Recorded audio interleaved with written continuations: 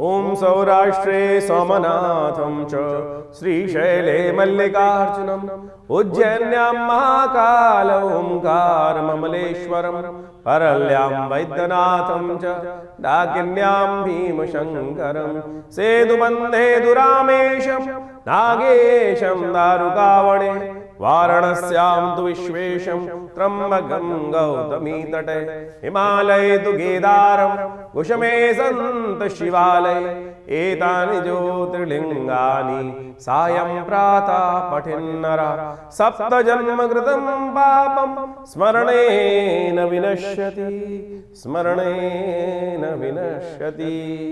राशि वालों के लिए 14 फरवरी का दिन भी बड़ा महत्वपूर्ण दिखाई देता है। इस दिन कई ग्रहों का परिवर्तन का योग बन रहा है। इस दिन यदि राशि के दृष्टिकोण से देखा जाए तो बहुत महत्वपूर्ण योग बन रहे हैं।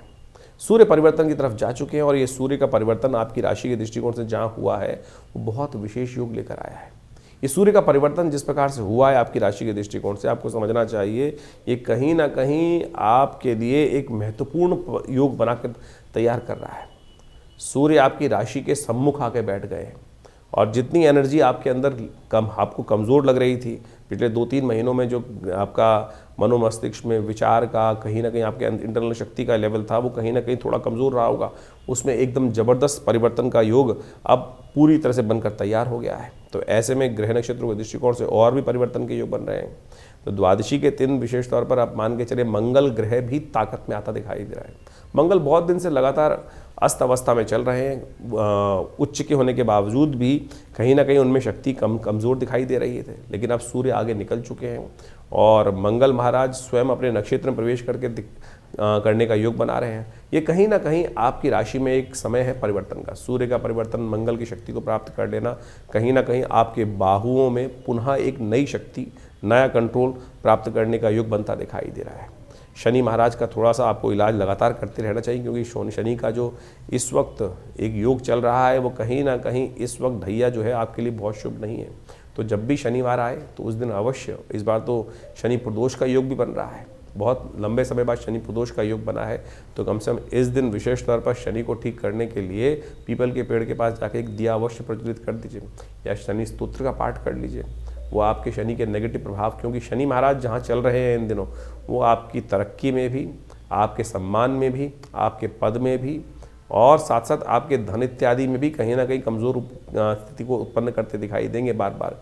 तो शनि का उपाय लगातार आपको करते रहना चाहिए। 15 तारीख का दिन रविवार का दिन है। त्रयोदशी तिथि और चतुर्दशी तिथि का योग होने के कारण से शिवरात्रि का सुंदर योग बनकर तैयार हो रहा है। इस वक्त ग्रह परिवर्तन की तरफ जा रहे हैं, थोड़ा स्वास्थ्य का विशेष तौर पर ध्यान रखते हुए कार्य करने की ज़रूरत है। वो ग्रह कहीं ना कहीं आपकी राशि के दृष्टिकोण से थोड़ा पैसा अधिक खर्च होने के योग, अननेसेसरी खर्चे आपके जिम्मे पड़ने के योग ग्रह नक्षत्र कहीं ना कहीं बनाते दिखाई दे रहे हैं। तो इस समय शिव का विशेष तौर पर ध्यान करना चाहिए, महामृत्युंजय मंत्र का जप करें और इस शिवरात्रि पर जो योग बन रहा है आपकी राशि के दृष्टिकोण से समस्त कष्टों को दूर करने के लिए, हमारे जीवन में जो कुछ हमको प्राप्त होता है कहीं ना कहीं हमारा कर्म ही उसके पीछे होता है और भावी को मेट करने के लिए, कष्टों को दूर करने के लिए, समय को बदलने के लिए, यानी आने वाले समय को शुभ करने के लिए भगवान शंकर की उपासना संपूर्ण रूप से कल्याणकारी योग बनाती है। ऐसे में आपकी राशि के दृष्टिकोण से आप समझें, बिल्व पत्र के द्वारा भगवान का अभिषेक जो कथा शास्त्र में विराजमान है, जो हम अभी बताने भी वाले आपको कि केवल बिल्वपत्र अनायास ही भगवान को अर्पित कर देने से इस शुभ तिथि में आपके बहुत सारे कष्ट दूर हो सकते हैं। तो कोशिश ये करें, जितनी आपकी आयु है उस दिन अवश्य भगवान को अर्पित करने का प्रयास करें उतने बिल्वपत्र। कहा जाता है त्रिदुलम त्रिगुणाकारम त्रिनेत्रम च त्रिधायुधम त्रिजन्म पाप संहारम बिल्वपत्रम शिवार्पणम। 3 जन्मों में कृत जो कर्म है वो भी अशुभ कर्म है वो समाप्त हो जाते हैं। तो ओम नमः शिवाय का जप करते हुए इस शिवरात्रि के शुभ पर्व पर बिल्वपत्र के द्वारा भगवान शंकर का यदि अभिषेक करेंगे या बिल्वपत्रों के पत्तों के द्वारा भगवान का जो अभिषेक कहा जाता है, बिल्वपत्रों के द्वारा आप भगवान का अभिषेक करने का प्रयास कीजिए, मनोरथ सिद्ध होने के योग बनेंगे। बहुत विशेष कथाएं शास्त्र में वर्णित हैं और बहुत विशेष कार्यक्रम भी होने वाले हैं इस समय में, सबका विधान समझें आप। शिवरात्रि का योग अपने आप में अद्भुत है। ये ऐसा दिवस है कि भगवान शंकर की कृपा से इस संसार में भावी मेट सकें त्रिपुरारी। इस बात को ध्यान रखना चाहिए कि संसार के समस्त कष्ट भगवान शंकर की कृपा से अवश्य दूर हो जाते हैं और भगवान शंकर की कृपा प्राप्त करने का ये दिवस है। शास्त्र में बड़ी अद्भुत अद्भुत कथाएं इस दिवस के बारे में कही जाती हैं। एक तो बड़ी अद्भुत कथा है जो कही जाती है, एक लकड़हारे की कथा। फागुन का महीना चल रहा होता है और फागुन के महीने में बहुत प्राचीन कथा है कि भगवान शंकर का नाम तो अनायास भी ले लिया जाए, अज्ञानता में भी ली जाए, तब भी भगवान शंकर कृपा प्राप्त करने के योग बना देते हैं। और जो लकड़हारे की कथा है वो इसी बात को समझाती है। कहा जाता है, जो सबसे ज़्यादा कथाएं चलती है शास्त्रों में वर्णित है कि एक लकड़हारा जंगल में रात को कहीं भटक गया था और उसको ध्यान नहीं था कहाँ से घर पहुँचे वापस। तो रात्रि में अपने आप को बचाने के लिए जब जंगल में जानवर इत्यादि की आवाज़ आने लगी तो एक पेड़ पे चढ़ गया। देव योग से, भगवान की कृपा से वो एक बिल्वपत्र का वृक्ष था। जब रात में उस बिल्व वृक्ष पे चढ़ गया, के वृक्ष पर, बेल के पत्थर के वृक्ष पर, तो उसमें कांटे होते हैं और वो चुभे कांटे रात को, नीचे उतरने की हिम्मत नहीं, क्योंकि नीचे कहीं जानवर आ जाए, कोई खा खू ले, पकड़ ले। तो वो रात को जैसे से हिलता तो कहा जाता है कि उसके पत्ते गिरते थे पेड़ के। देव योग से उसी पेड़ के नीचे कहीं भगवान शंकर का शिवलिंग भी था। तो कहा जाता है कि वो जब हिलता था पेड़ से तो उससे पत्ते भी झड़ते थे। अब बसंत का महीना चल रहा होता है, वैसे तो बेलपत्र के पत्ते इतने भारी होते हैं, बेलपत्थर भी इतने भारी होते हैं कि वो हिलाए से हिलते नहीं हैं, लेकिन बसंत के मौसम में पतझड़ का महीना होता है तो पत्ते इतने कोमल हो जाते हैं कि हल्की हवा मात्र से भी वो पत्ते गिरने शुरू हो जाते हैं। तो कहा जाता है कि उसके हिलने से, रात्रि में जब जैसे से हिलता था तो पत्ते इतने कमज़ोर हो जाते हैं तो वो अपने आप गिरते रहे। तो रात्रि में उसके प्रयास से, अनायास प्रयास से, बिना सोचे हुए प्रयास से, वो भगवान शंकर का बिल्वपत्र के पत्रों से अभिषेक चलता रहा।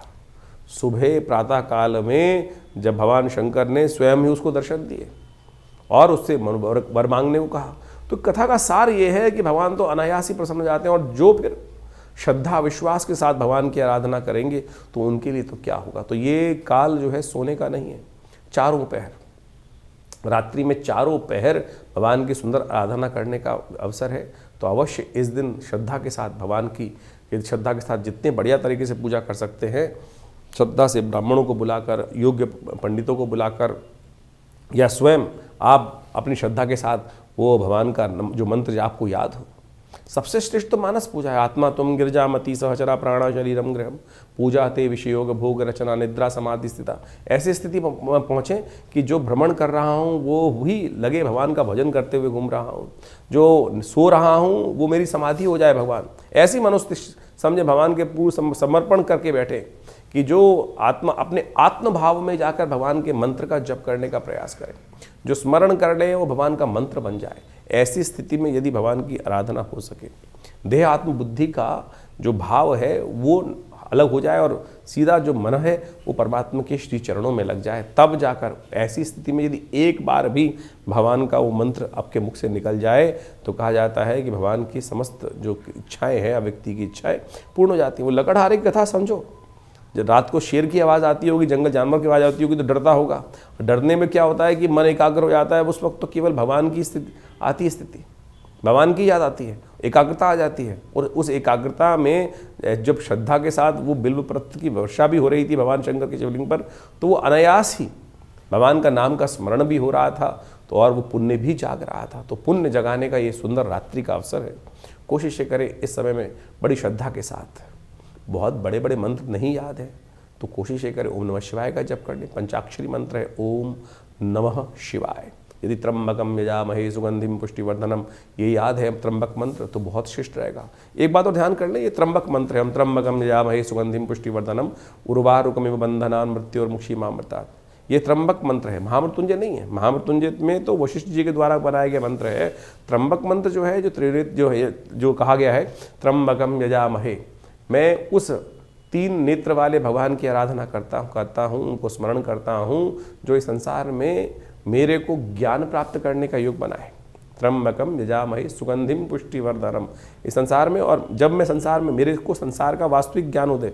इसमें एक उदाहरण दिया गया है जो कहा जाता है, जिस प्रकार से खरबूजा होता है, जब खरबूजा पक जाता है तो वो अपने आप अपनी उस डंठल से छूट जाता है। तो ऐसे मेरे को ज्ञान प्राप्त करे कि संसार से विरक्त हो जाऊं कि पता भी ना चले कि कैसे। कहा जाता है कि जब संसार से व्यक्ति विरक्त होता है तो बड़ा कष्ट होता है, लेकिन यहाँ वो भाव को उपस्थित किया गया है कि भगवान शंकर का नाम स्मरण करके अमृतत्व को प्राप्त हो और ऐसे इस शरीर से दूर हूँ भाव से दूर हूँ कि जैसे वो खरबूजा पक जाता है तो अपने आप ही छूट जाता है और भगवान के श्री चरणों में भक्ति प्राप्त हो जाती है। तो इस प्रकार से हमको वो भक्ति प्राप्त हो। ये त्र्यंबक मंत्र है, इसको वेद का मंत्र बोला जाता है। त्र्यंबकम यजामहे सुगंधिम पुष्टिवर्धनम उर्वारुकमिव बंधनान् मृत्योर्मुक्षीयमामृतात्। और देवासुर संग्राम के समय में कहा जाता है महर्षि वशिष्ठ ने महामृत्युंजय मंत्र का सृजन किया। महामृत्युंजय मंत्र वशिष्ठ के द्वारा बनाया गया। ओम हौं जूं सह ओम भूर्भुवस्वः ओम त्र्यंबकम यजामहे सुगंधिम पुष्टिवर्धनम उर्वारुकमिव बंधनान् मृत्योर्मुक्षीयमामृतात् स्वभू ओम सहजूं हों ओम। ये महामृत्युंजय मंत्र हुआ।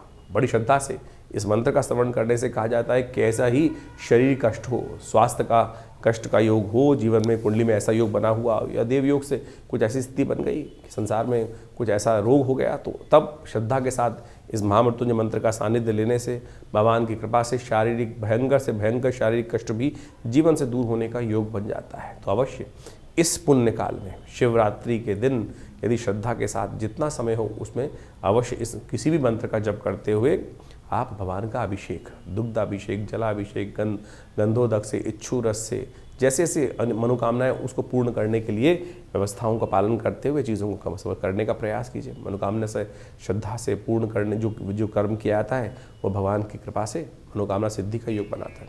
विवेकानंद योगाश्रम में इस दिन बड़ा विशेष कार्यक्रम रखा जाता है। शाम के समय से लेकर बड़ा रुद्राभिषेक कार्यक्रम रहेगा। तो आप सबको उसके लिए सादर निमंत्रण है। जितने भी लोग आते हैं वो सब पार्थिव शिवलिंग का निर्माण करते हैं भगवान के, और सवा लाख के आसपास भगवान शंकर के पार्थिव शिवलिंग का निर्माण कर उनका रुद्राष्टाध्यायी के द्वारा पूजन चलता है। शाम को करीब 6 बजे से ये कार्यक्रम आरंभ हो जाएगा। 5 बजे यज्ञ रहेगा। उस दिन भगवान का रुद्र यज्ञ, भगवान के विभिन्न मंत्रों से यज्ञ रहेगा। 6 बजे से रुद्राभिषेक आरंभ होगा जो विभिन्न प्रकार से मनोकामनाओं सिद्धि के लिए अद्भुत रूप से सहायक सिद्ध होगा। आप भी उसमें स्वयं आ सकते हैं। अपने स्थान को आरक्षित करने के लिए विशेष तौर पर जो फ़ोन नंबर्स दिए हुए हैं उन पर संपर्क साध कर भगवान की कृपा प्राप्त करने के लिए। अद्भुत भगवान का बड़ा विशाल शिवलिंग है और फूलों के द्वारा विशेष शिवलिंग को भी बनाए जाते हैं, मृतिका के द्वारा शिवलिंग बनाए जाते हैं और पूरा षोडशोपचार भगवान का पूजन श्रद्धा के साथ रुद्राष्टाध्यायी का पाठ करते हुए भगवान का विभिन्न दूध से, घी से, इच्छू रस से और जलित से, गंगा जल से इत्यादि से, भस्म से, सब प्रकार से भगवान का अभिषेक सुंदर रूप से चलता है। रुद्र कथा का कार्यक्रम रहता है, बड़ा विशाल कार्यक्रम रहेगा। दिल्ली में विवेकानंद योगाश्रम लक्ष्मीनगर स्थित में पिछले बहुत वर्षों से ये कार्यक्रम आश्रम में चलता आया है, 60-70 सालों से। आप भी इस कार्यक्रम में इस अवसर पर अवश्य आएँ। यदि दिल्ली में हैं तो आप सादर आमंत्रित हैं। जमुना पार्क लक्ष्मीनगर विवेकानंद योगाश्रम में ये विशेष कार्यक्रम में अपना स्थान आरक्षित कर उसमें हमारे साथ बैठे, यज्ञ करें, रुद्राभिषेक करें। भगवान की कृपा प्राप्त करने का सुंदर योग है। यज्ञ कर इस शिवरात्रि के दिन अपने मनोमस्तिष्क को ठीक करने का प्रयास करें, ईश्वर के सानिध्य में बैठने का प्रयास करें। और जो कहीं ग्रहों जन्म प्रभाव के अनुसार से कहीं ना कहीं कष्ट के योग चल रहे हैं, वो सब जो कष्ट जो है वो भगवान शंकर की कृपा से दूर होने का अद्भुत योग है, उसमें उसका सहारा लेने का प्रयास कीजिए। सिंह राशि वालों के लिए 16 तारीख के दिन ग्रह नक्षत्रों का योग है जो समझ लीजिए। सोमवार का अवसर है, चतुर्दशी तिथि विद्यमान है और इस दिन बुध नक्षत्र ग्रह जो है वो बृहस्पति के नक्षत्र में प्रवेश करने के लिए योग जो बना रहे हैं आपके लिए, ये सही दिशा आपको प्राप्त करने की तरफ अग्रसित होते दिखाई दे रहे हैं। लेकिन थोड़ा ध्यान रखने की ज़रूरत, एक बात का विशेष तौर पर ध्यान रखना है, आपको विचार बिल्कुल ठीक आ रहे हैं, दुनिया को तो आप सही बात सिखाते दिखाई दे रहे हैं, लेकिन शायद खुद उस पर अमल करने में कहीं ना कहीं हमको संशय दिखाई देता है। यानी आपके विचार तो ठीक आ रहे हैं कहीं ना कहीं, लेकिन खुद उन पर कार्य करने में आप पीछे भागते दिखाई दे रहे हैं। तो इस बात का आपको विशेष तौर पर ध्यान रखने की ज़रूरत है। जैसा करोगे वैसा भरोगे। केवल सोच विचार में ही आपकी राशि में इस वक्त ग्रह दिखाई दे रहे हैं कि सोच ही ज़बरदस्त है, विचार है, लेकिन कहीं ना कहीं उनको पूर्ण करने में कहीं ना कहीं कुताही बरतते दिखाई दे रहे हैं। इस समय बहुत ज़्यादा तब्दीली करना चीज़ों में बहुत ज़्यादा फेवरेबल नहीं रहेगा। शांति से कार्य करने का प्रयास कीजिए, वो अच्छा रहेगा। ओम नमः शिवाय का जप करना, चावल का दान करना आपकी राशि से अनुसार से में अच्छा दिखाई देता है। 17 तारीख के दिन ग्रह नक्षत्रों की गणना समझ लीजिए। कीर्ति का योग आपकी राशि में बनकर तैयार हो रहा है। मंगलवार का दिन है, अमावस्या तिथि के साथ मंगलवार भौमवासी अमावस्या का योग बन रहा है और ग्रह नक्षत्रों के दृष्टिकोण से सुबह से ही ग्रहों का जो नेगेटिव प्रभाव था वो समाप्त होकर पॉजिटिव होने का योग आपकी राशि में बनता दिखाई दे रहा है। पूर्वाभास चीज़ों का होने का योग आपकी राशि में बहुत बढ़िया से बन रहा है। चतुर्ग्रही योग बनकर तैयार है। और पूर्वाभास यदि नेगेटिव हो तो ध्यान रखना, उसको परिवर्तन करने के लिए रास्ता पहले से अपनी जो इंट्यूशन शक्ति है उसका पूर्ण इस्तेमाल करते हुए कार्य करने की ज़रूरत है। कई बार क्या होता है, हमारी उग्रता जो होती है वो कई बार हमारे नेगेटिव चली जाती है, तो इस बात को ध्यान रखते हुए हमें कार्य करने की ज़रूरत है। तो इस बात को समझते हुए कार्य करें। वैसे आपकी राशि में जो ग्रह हैं वो कई बार पॉजिटिव रूप में आपके समक्ष आते दिखाई दे रहे हैं। मंगलवार का खास दिवस है और इस बार इस मंगलवार के दिन अमावस्या पड़ने के कारण से एक अद्भुत योग बनकर तैयार हो रहा है, जिसको पुष्कर नाम से जाना जाता है। इस समय का लाभ लेने का आपको प्रयास करना चाहिए। जो 17 तारीख की अमावस्या मंगलवार के दिन पड़ रही है, भौमवती अमावस्या योग पड़ रहा है, जो ये बहुत शुभ है। फागुन मास की अमावस्या शास्त्र के दृष्टिकोण से कहा जाती है कि यदि मंगलवार को पड़ जाए तो ये कहीं ना कहीं बहुत सुंदर योग बनाती है। और इस योग के अंदर शास्त्र के अंदर कहा जाता है कि उड़द की दाल और दही का दान करने से, उड़द की दाल और दही का, क्योंकि इस दिन युग भी आरंभ हुआ था। कहा जाता है कि फागुन मास के दिन जो अमावस्या पड़ती है, फागुन के महीने में अमावस्या जो पड़ती है, उससे कुछ युग को भी आरंभ। देखिए, ये शास्त्र के दृष्टिकोण समझे कि केवल चतुर्युगी नहीं है, ये चतुर्युगी तो एक छोटी साइकिल है, इसमें अनेक बार वो युग हो चुके हैं। क्योंकि इस वक्त जिस हम योग में चल रहे हैं वही वस्वत मनवंतर में इस वक्त चल रहे हैं, कलयुग के प्रथम चरण में चल रहे हैं, और एक अनेक बार संसार में रचना होती है। तो शास्त्र के दृष्टिकोण से कहा जाता है इस स्थिति को युग का आरंभ भी माना जाता है। तो इस दिन अवश्य पिंडदान करना चाहिए, अपने पितरों के निमित्त पूजन करना चाहिए। और साथ साथ इस दिन मंगलवार का सुंदर अमावस्या का योग पड़ रहा है, तो आपके पितृ इत्यादि कार्य के लिए पिंडदान करना, साथ साथ ब्राह्मणों को भोजन कराना, गरीबों को भोजन करना, हनुमान जी की उपासना करना, ये सबसे श्रेष्ठ कार्य किए जाते हैं। मंगलवार का दिन है, विवेकानंद योगाश्रम में इस दिन बड़ा सुंदरकांड का पाठ रखा गया है, और साथ साथ इस सुंदर तिथि पर यज्ञ भी रखा गया है। भगवान की समस्त मनोकामनाओं की पूर्ति करने के लिए विशेष यज्ञ का आयोजन किया गया है, सुंदरकांड का पाठ किया गया है, सवा मनी का भोग रहेगा। और शाम को अवश्य आप इस कार्यक्रम में पधारें। माँ भगवती की कृपा से भगवान के सानिध्य में बैठकर इस विशेष तिथि पर, लिंग पुराण के अंदर इस शास्त्र के दृष्टिकोण से कहा जाता है कि फागुन मास की अमावस्या के दिन रुद्र, अग्नि और ब्राह्मणों का पूजन करने से, तीन चीज़ों का, भगवान रुद्र का, अग्नि का, जिसे भगवान रुद्र का जो, इसलिए हमने सुंदरकांड का पाठ भी रखा है, रुद्र अवतार ही हैं भगवान हनुमान जी, तो उनका पाठ, अग्नि से यज्ञ करने का, और साथ साथ ब्राह्मणों का पूजन कर लेने से। और शास्त्र में दृष्टिकोण से कहा जाता है, लिंग पुराण के अंदर लिखा है कि इस दिन उड़द, दही और पूरी इत्यादि, उड़द की दाल, दही इत्यादि और पूरी इत्यादि का नैवेद्य के रूप में इनको अर्पण भी करना चाहिए। और ये बड़ी श्रद्धा के साथ इस दिन पूजा कर कहा जाता है पितृ भी तृप्त होते हैं, और बहुत सारे कष्ट, जब पितृ तृप्त नहीं होते ना, पितृ सिर पे चढ़ा होता है, तो जीवन में बहुत सारे कष्ट, बार बार सब कुछ होते हुए भी अभाव का कहीं ना कहीं मनोभाव कहीं ना कहीं फंसा रहता है। और भगवान की कृपा से होने के बावजूद भी पितृ ऋण से के कारण से बहुत सारी समस्या हो जाती हैं। तो इस दिन यदि ये छोटे छोटे कर्म शास्त्र में वर्णित है, ये कर लिए जाए, तो कहा जाता है भगवान की कृपा से बहुत सारे कष्ट दूर होने के योग बन जाएंगे। तो इस सुंदर पर्व पर विवेकानंद योगाश्रम में पितृ के निमित्त यज्ञ भी रखा गया है। भगवान शंकर का पूजन, हनुमान जी का पूजन, ब्राह्मणों का भोजन, और साथ साथ अग्नि के द्वारा यज्ञ भी करने की व्यवस्था करी जा रही है। तो आप अवश्य इस सुंदर कार्यक्रम में भाग लें। अपने नाम से भी यदि आप बहुत दूर बैठे नहीं आ पा रहे हैं तो उसमें व्यवस्था रहती है, आप पूरी फ़ोन पे बात कर अपना स्थान आरक्षित करें। विवेकानंद योगाश्रम समय समय पर बहुत सारे जो अनुष्ठान इत्यादि कार्य हैं श्रद्धा के साथ चलते ही रहते हैं। यहाँ पर महीने में करीब 10 से 12 भंडारे तो समय समय पर हम आपको उसमें निमंत्रण देते ही रहते हैं, और उसमें विभिन्न यज्ञ इत्यादि, कथा इत्यादि, रुद्राभिषेक इत्यादि समय समय पर बहुत सारे कार्यक्रम हैं।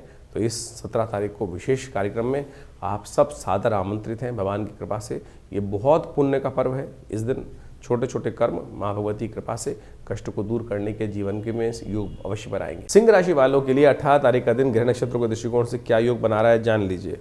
बुधवार का अवसर और फागुन मास का जो शुक्ल पक्ष आरंभ हो रहा है, प्रतिपदा तिथि बन रही है, और साथ में आपकी राशि में जो योग बना हुआ है वो कहीं ना कहीं एक तरह से बहुत शुभ योग बनकर तैयार हो रहा है।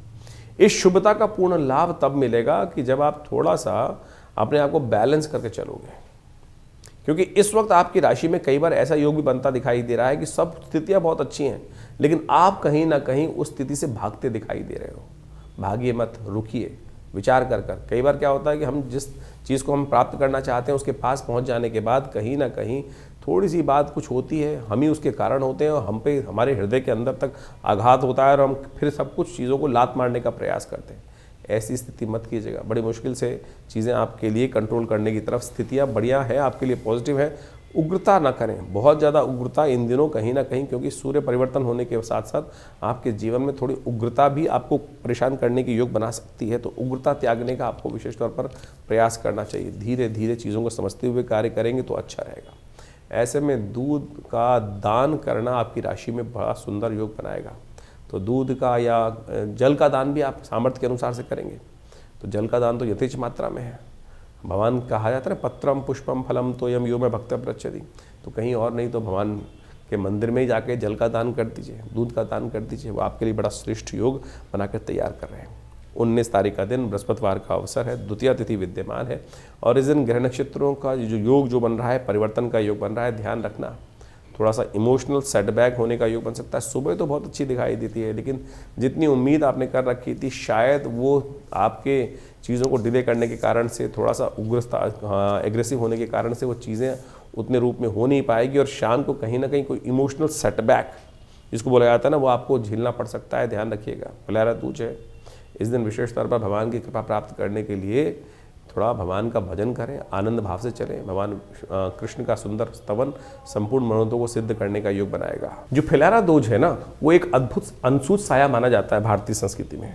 जिस प्रकार से देवउठनी एकादशी और अक्षय तृतीया ये जो मानी जाती हैं, भड्डली नौमी इत्यादि अनसूत साय माने जाते हैं, उसी श्रृंखला में फिलहारा दूज भी फागुन मास के शुक्ल पक्ष की द्वितीया जो होती है वो भगवान कृष्ण की सुंदर उपासना का दिन माना जाता है। और कहा जाता है कि भगवान की कृपा से इस दिन भगवान का विशेष पूजन, भगवान ओम नमो नारायणाय, ओम नमो भगवते वासुदेवाय का जप, यहाँ तक कि शादी इत्यादि के लिए भी अनसूत साया माना जाता है।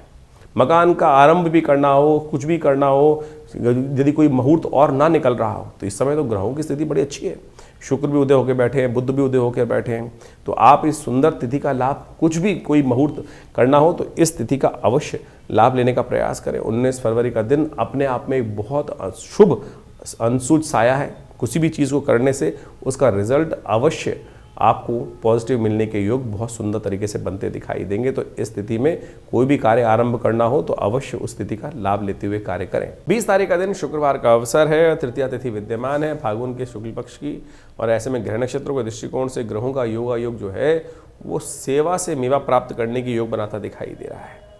कहीं ना कहीं जहाँ अपेक्षित चीज़ें हैं, जहाँ से आप चाहते हो, चाहे वो बड़ा राज दरबार हो, चाहे गवर्नमेंट हो, चाहे कहीं ना कहीं सरकारी व्यवस्थाएं हो या कोई बड़ा लोग हो, वहाँ से अपेक्षाओं से थोड़ा सा चीज़ें कम होती दिखाई दे रही हैं। तो इसलिए कोशिश ये करें, घर वालों की अच्छी सेवा करने का प्रयास करें, घर वालों के साथ समय बिताने का प्रयास करें। वहाँ से कहीं ना कहीं किस्मत साथ दे सकती है। बाहर वाले ही रहते हैं, इस बात का ध्यान रखते हुए कार्य करोगे तो अच्छा रहेगा।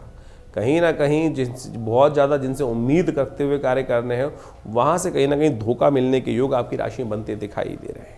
तो उस धोखे से बचने के लिए अपने आप को इमोशनली स्ट्रांग रहते हुए कार्य करना आपके लिए सबसे श्रेष्ठ रहेगा। ऐसे में ध्यान रखिएगा, कोई भी दाव लगाने वाला काम, जैसे किसी को दाव लगा दिया, जो नेगेटिव कार्य करने वाला, सट्टे वाला काम, उनसे बचते हुए कार्य करने की ज़रूरत है। तो उसका ध्यान रखते हुए कार्य कीजिएगा। फागुन का महीना अपने आप में बड़ा सिद्ध महीना माना जाता है। इस फागुन के महीने में कहा जाता है कि भगवान शंकर, भगवान कृष्ण की सुंदर उपासना करने से बहुत सारे मनोरथ सिद्ध होने के योग बन जाते हैं। शास्त्रों के अनुसार से इस समय में जो बसंत का मौसम जब चल रहा होता है, ऐसे में होली का आगमन होने वाला होता है, होलाष्टक भी आरंभ होने वाले होते हैं। लेकिन इस मध्यकाल में फागुन के महीने में जिस प्रकार से एक सुंदर पर्व, शिवरात्रि का महापर्व, होली का महापर्व, ये सब के सब जिस प्रकार से आते हैं वो जीवन में कुछ नया आनंद उत्पन्न करने के योग बनाते हैं। ऐसे में स्वास्थ्य का भी बहुत ज़्यादा ध्यान रखने का हमें प्रयास करना चाहिए, क्योंकि जाती हुई सर्दी मौसम परिवर्तन की तरफ जाता है। इसलिए विशेष तौर पर शास्त्रों में कहा जाता है कि इस समय में हमको व्रत इत्यादि अवश्य शास्त्र की विधि के अनुसार से जो करने को कहा जाता है वो अवश्य करना चाहिए। भगवान शंकर का आप माने अभिषेक करने का नियम जो शिवरात्रि के दिन शास्त्रों में चलता है वो पूर्ण वैज्ञानिक है। वास्तविक तौर पे आप समझें, पुरानी कहावत है कि हमको जो कहा गया है कि अपने सिर को ठंडा रखने का प्रयास करना चाहिए। जो बड़े व्यक्ति हैं, जब तक मस्तिष्क ठंडा नहीं रहेगा तब तक संसार में कोई कार्य नहीं करेंगे। छोटी छोटी बातों पे ही यदि आपको क्रोध आने लगा, गुस्सा होने लगा, सिर गर्म रहने लगा, माथा गर्म रहने लगा तो फिर क्या होता है, कोई भी कार्य व्यक्ति नहीं कर सकता। शिवरात्रि के दिन दे लोटे पे लोटा भगवान शंकर को स्नान कराने की जो व्यवस्था बनाई जाती है वो वास्तविक तौर पे मेरे और आपको ज्ञान देने के लिए है कि मस्तिष्क ठंडा रखने का प्रयास करें, प्राकृतिक रहें, प्राकृतिक जीवन का अनुसरण करने का प्रयास करें, और वो आपके लिए हर प्रकार से जीवन को कल्याण करने वाला है। जीवन का शाश्वत नियम है कि ये पार्थिव पूजा, सबसे श्रेष्ठ पूजा जो भगवान शिवरात्रि के दिन भगवान शंकर की जाती है वो है पार्थिव पूजा।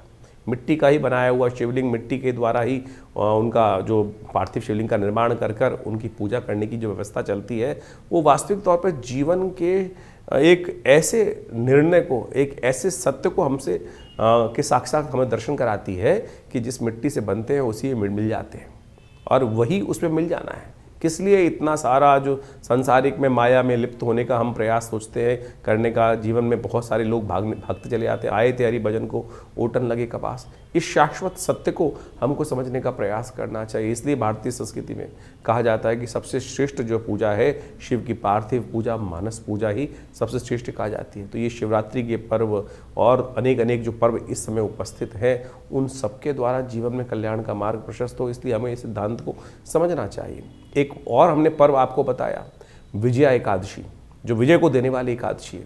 कहा जाता है भगवान राम भी जब विजय को प्राप्त करने की आकांक्षा से रावण से युद्ध कर रहे थे तब उन्होंने भी इस एकादशी का व्रत किया था और इसी एकादशी के व्रत के प्रभाव से भगवान की कृपा से उनको भी विजय प्राप्त हुई थी। यानी इस संसार में जो कुछ भी यवन मात्र ब्रह्मांड में दिखाई देता है वो प्रभु की कृपा से ही बनता है और प्रभु की कृपा, प्रभु का आशीर्वाद प्राप्त करने कर हम बहुत सारे अपने मनोवांछित इच्छाओं को पूर्ण करने की तरफ जा सकते हैं। तो इस संसार में परमात्मा ने भी स्वयं अपने अवतारों को लेकर यही जो निर्णय है प्रतिपादित किया है, इसको हमको अच्छे से समझना चाहिए। तो ज्योतिष की गणनाओं के अनुसार से तो इस वक्त आप देख ही रहे हैं जो ग्रहों का योगायोग चल रहा है। इस समय जो ग्रहों का योगायोग आप देखें जो बहुत सारे ग्रह सूर्य के आसपास हैं और साथ साथ इस फागुन के महीने में जो 5 मंगलवार का योग पड़ रहा है, ये कहीं ना कहीं विवादों को उत्पन्न करने वाला योग है। कहीं ना कहीं स्थितियां कहीं ना कहीं अशांति की तरफ जाती दिखाई दे रही हैं। बहुत ज़्यादा छोटे छोटे मामलों में बहुत बड़े बड़े विवाद संसार में इस वक्त उत्पन्न होते दिखाई देंगे। कुछ नए युद्ध के रास्ते खुलते दिखाई देंगे, कुछ नए नए अशांति के वातावरण के नए द्वार खुलते दिखाई देंगे। तो ऐसा योग भी इस समय ग्रहों के अनुसार से बनता दिखाई दे रहा है। सांसारिक दृष्टिकोण से इस वक्त बहुत सारे ग्रह उदय हो चुके हैं। मंगल केवल जो है वो सूर्य के बिल्कुल सन्निकट चलता हुआ अस्त अवस्था में है। सूर्य भी परिवर्तन की तरफ जाएंगे और इस सूर्य का परिवर्तन जो होगा वो कहीं ना कहीं बहुत विशेष संसार में परिवर्तन लाने का योग भी उपस्थित करता दिखाई दे रहा है। क्योंकि 5 मंगलवार का योग पड़ रहा है, ये कहीं ना कहीं प्राकृतिक आपदाओं की तरफ, कुछ दुर्घटनाओं की तरफ भी थोड़ा संसार को आशंकित करने का प्रयास कर सकता है। तो ऐसे में हम अपने स्वास्थ्य का भी ध्यान रखें, परमात्मा का भजन लगातार करते रहें। अकाल मृत्यु को हरने वाला यदि कोई पर्व हो सकता है तो वो शिवरात्रि का पर्व ही है। भगवान महामृत्युंजय को प्रसन्न कर भगवान शंकर को प्रसन्न कर यदि हम छोटे छोटे उपाय जो शास्त्र में वर्णित हैं उनको करें, भगवान शंकर पर दुग्धाभिषेक, घृताभिषेक और गंधोदक से अभिषेक और वो सब जो शास्त्र में नियम बताए गए हैं वो अनेक मनोरथों को सिद्ध करने वाले हैं, संसार की समस्त इच्छाओं को भी पूर्ण करने वाले हैं। जैसे कहा जाता है कि यदि दुग्ध का अभिषेक किया जाए तो पुष्टि को देता है, वहीं यदि गंगा जल से अभिषेक किया जाए तो वो संसार की बहुत सारी आकांक्षाओं को पूर्ण करने का योग बनाता है। यदि घर में समृद्धि की जो आकांक्षा मनोमस्तिष्क चल रही हो तो कहा जाता है गन्ने के रस से भगवान का अभिषेक कर देना चाहिए। तो हमारे यहाँ कई प्रकार से, हर प्रकार से भगवान के जो अपनी संसार के लोगों की मनोकामनाओं को पूर्ण करने के लिए जो वेद में मंत्र दिए गए हैं, ऋचाएँ दी गई हैं यजुर्वेद संहिता के अंदर, जिसमें दुर्गा रुद्राष्टाध्यायी जो है यजुर्वेद संहिता के जो मंत्रों से गणानान्त्वा गणपति हवामहे से आरंभ होकर पूरा 8 अध्याय पूरा जो नमक चमक से पाठ चलता है, भगवान की अभिषेक होते हैं विभिन्न अष्टाध्यायी के द्वारा, वो विभिन्न मनोकामनाओं की, संसार की मनोकामनाओं को पूर्ण करने के लिए है। और ऐसा कोई कहा जाता है कि सुख नहीं है कि जिसकी आकांक्षा आप न करें और वो संसार में आपको न प्राप्त हो। केवल श्रद्धा की आवश्यकता है, विश्वास की आवश्यकता है। तो इस शिवरात्रि पर विवेकानंद योगाश्रम में हमने बहुत भव्य कार्यक्रम रखा है, आप सब उसमें सम्मिलित हो सकते हैं और समय समय पर विभिन्न कार्यक्रम समय समय पर चलते ही रहते हैं। उन सबको आप अवश्य उसका लाभ लेते रहें और भगवान की कृपा से आपके जीवन के कष्ट दूर होने के अद्भुत योग बनते रहेंगे। और समय समय पर जो कार्यक्रम के बारे में हम आपको सूचना देते रहते हैं अपने कार्यक्रम के माध्यम से। उसमें आप जुड़िए। माँ भगवती कृपा से, जो आश्रम में भगवती का सुंदर शिव विग्रह विराजमान है, उनकी कृपा से हज़ारों लोगों की मनोकामना ठीक हुई है, कष्ट दूर हुए हैं। तो भगवान करे आपके भी जीवन के कष्ट बहुत जल्दी दुख दूर हो, मनोकामना पूर्ण हो। ईश्वर की कृपा आप पर बनी रहे।